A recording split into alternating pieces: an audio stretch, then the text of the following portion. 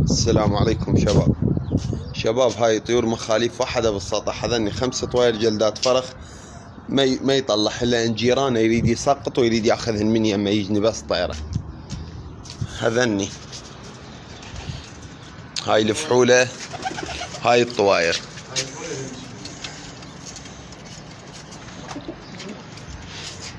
هاي طيور بنات شهر 12، قطع واحد ما بيه لا صغير ولا كبير، وينحلن الظهر الاحمر ينحلن من ما تيجي تحلهن حلهن تك تك ينحلن وبشبكه.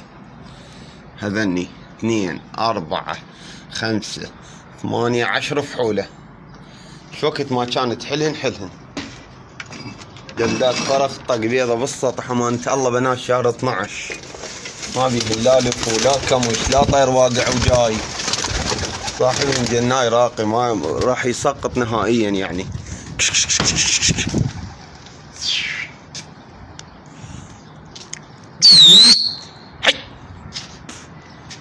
هذا الفحولة تجي من وقت الظهر، شو وقت ما كان تجي تفتحها وين ما تروح روح.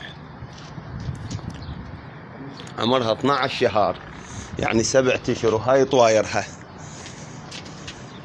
نفس الشي بنات شهر 12. هاي من 90 فرخة الله شاهد، من 90 فرخة ذني.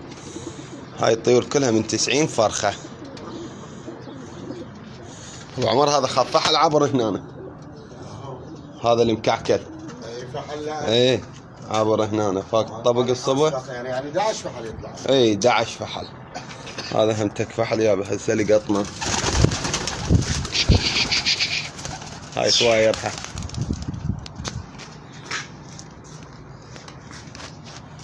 هاي بيها جوزية واشعل بسود. الاشعل 5 ب3، لا بايق ولا بيكون مشكلة. اي الفرخات مال عمر.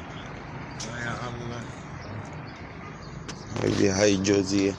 الطيور دافنة استحقاقها هسه 10 رياش. الذابين ويانا 10 رياش عدل، 9 و10 الذابين ويانا. بس هاي الطيور هسه 7 و8 لان دفنت امانة الله، وش قد ما يقتلون بيها ما قاعدة.